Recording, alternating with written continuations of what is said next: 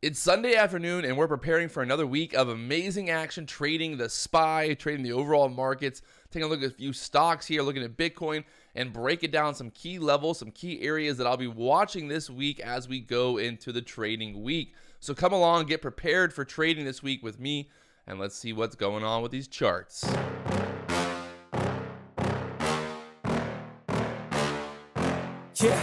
What's going on, guys? Patrick here. I like to prepare for the week by looking at charts, kind of going over key areas, support, resistance, and getting an idea of where the market will be bouncing, where it could be getting stuck at, and all of that fun stuff. So we're going to dive into the charts here, look at some key stocks that we'll be watching this week, and talking more about the action. So let's dive into it right here with the number one stock, the SPY. Pulling up the chart here on the SPY. This is a chart that I'm normally trading almost every single day. If you guys haven't tuned in for the live stream, tune in 9:30 a.m. Eastern. We'll be live right here on YouTube, breaking down the trades, trading futures, and having a lot of fun. So make sure you tune in 9:30 a.m. Eastern. If you see here on Friday's close, we had this huge engulfing bearish candle to the downside, obviously, and the market just selling off down there and just getting crushed. So we pushed up, we sold off, and now the question is, do we bounce at this level or do we sell through it? And the level that we're looking at right here is pretty much like 410. We'll see 410 area as support there right now. So 410 being support on the SPY. If we identify that on the chart, we hit down to the 412 area on Friday. But if you see, we've got a little bit of support there recently bouncing off of that level. If we can hold the 410s, the 412s here, it would pretty much put us down here at like I would say almost 370s, 380s into this level here. So 380, 370. The problem with this 380 level is I guess we have a little bit of support, I would say, at 400 as well. So pretty much 400 would be our next support because of the whole number there. And then after that, we really don't have much going on until down here at the 382s. But the problem is we've only touched down there. We touched there once at the 380 level. So if we go back and we look for like a double bounce off of a support area, it really isn't until about 370, 368. We had multiple touches of this level in the past back in 2021. So the idea here is that we pull back all the way to the 370s where that last triple touch was, because this is only like a one touch there. But in general, I think $400 will be a key area to watch this week. If we continue to sell off and we can't hold that 400 level, well, it's pretty doable to see 370 here on the SPY, especially with the way the market is looking right now, looking really weak. We had a recent push up to that 460 level and then the big sell off. And what was really interesting is if you look here on this move, we almost had like a fake breakout. We broke out to the upside here, almost like putting in this higher low at the 437. We push up all the way to 450 and then just sell. This is 2 days of action from 450 down to 425 in 2 days there on the SPY. So pretty much a big bull trap there, and then the big sell off.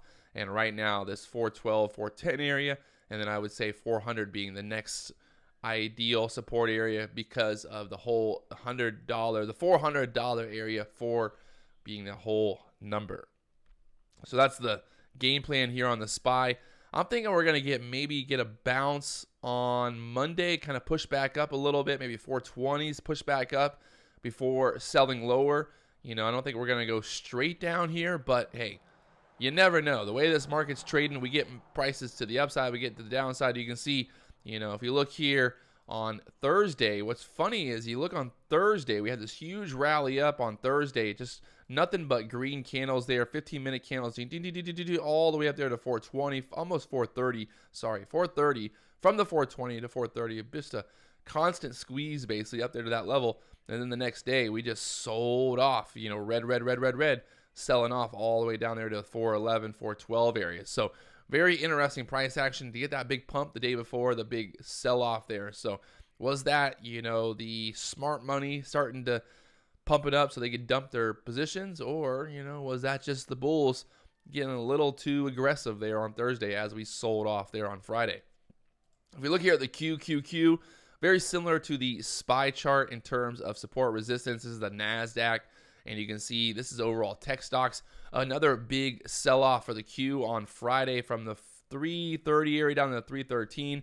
If we look overall at the bigger picture where the next support is, I would say the next support would be right around $300, this 297 level, or maybe like right where we're at right now, a little bit of support. But in terms of the next big support being $300 right there on the Qs. And then after that, almost looking similar to the SPY here, as well as that last kind of triple bounce off of that support at the 260 level. So that being in mind here, in terms of support, still looks like the Q has more downside to go, maybe to 300 before finding a bounce here. And then after that, if it can't hold, well, the next support would be 260. Remember, the market's not going to just go straight down. It's not going to just go straight up. It's going to be, up, down. It's never going to just go like, now that I say that, it's never going to just go straight like this. It's not going to go just straight down. It's just not how it works. Whereas, if we look at the overall market structure here, even on these sell-off, as we're selling off here, we go, we kind of, so if we apply that same idea here, we kind of maybe get a bounce there, maybe we break through, and then we sell off lower.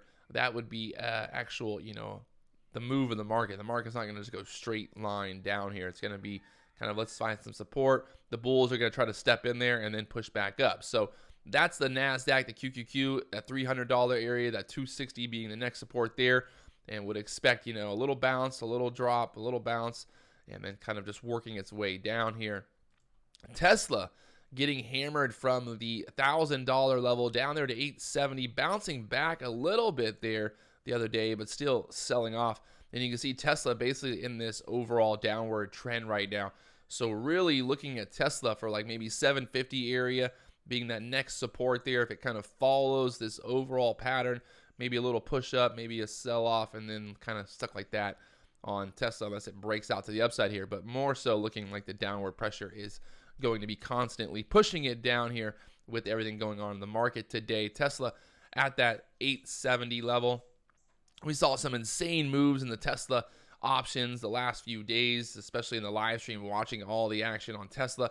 But Tesla really just kind of in this overall downward trend right now, and would expect more downside to come. There's still, like I said, maybe Tesla pushes back up here a little bit.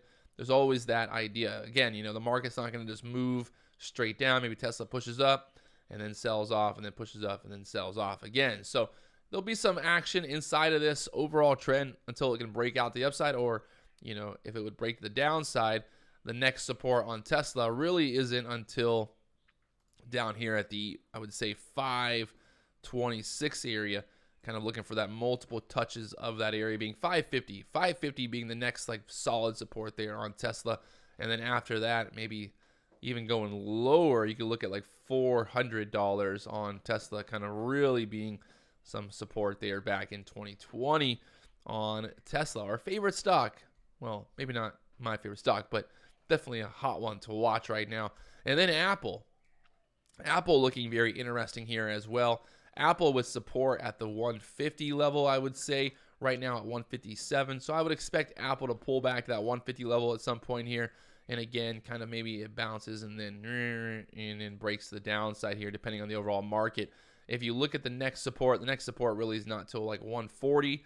And if you go even lower, I think the real value here on Aapl is down here at the 120s, or possibly below that level, being right around 120, $100. So you can see a little bit of support back there. This is in 2020, that 105, 110 area. So lots of downside still to come here on Aapl right now, as it's been at that 155 level, kind of stuck in this overall channel as well, with Aapl being stuck there. Multiple pushes up to that 180 area and then selling back off. So we'll see what happens again. Again, the same idea here, bouncing and then selling off there. So some key things to watch. I don't think the market's going to just go straight down this week. I think there's going to be some pops and some drops. So we'll be ready for action both ways, trading futures. I don't really care if the market goes up. I don't care if the market goes down, as long as the market does something, right? It goes up, it goes down, we can make money. If it goes sideways, well, that's when we have trouble. So Bitcoin at a key area here as well. So Bitcoin following that overall trend lower, touching down, I think, to $37,000 recently, and actually kind of bouncing back here today from the $38,000 level, almost up there to $38,700. So $38,700, trying to push back up there. Recently getting tested there at the $40,000 and then selling off. And if you look at the overall picture here on Bitcoin, this is basically cryptocurrency in general. It very much looks like Bitcoin, wants to keep going lower here, especially after making that kind of lower high here and then selling off. So the idea here would be for Bitcoin to sell off for that 80% drop. From the highs, the 80% drop would put us all the way down here at about $12,000 there on Bitcoin. So if the overall market, the stock market, continues to sell, I would expect Bitcoin to finally break through this $38,000, $37,000 level and start to move lower here and go and try to, same idea here, my friends. We're not going to just sell off and go straight down, but the idea of Bitcoin touching down on the $12,000 level, well, it's pretty much there in terms of the overall, pattern and what has been happening with Bitcoin in the past. Bitcoin has done this move before. It makes an all-time high and then sells off 80%. It's done this like 4 or 5 times in the overall history of Bitcoin. So still looking for that breakdown here below 36,000, and then we sell, and the next support being 28, and then after that you got a little support there at 20. But I think $12,000 to $8,000 is very doable here on Bitcoin if it breaks down below this $38,000 level. If it holds 38,000 and wants to break the upside here, maybe we kind of push back up and then we could retest those highs. And we'll see. We'll see what happens here on Bitcoin. Some people believe, the market's going to go just straight up and start to rally after all this selling. And then some people believe that the market is going to get hammered and go down, down, down. So overall, definitely leaning to the bearish side. But like always, there's the opportunity to make money both ways.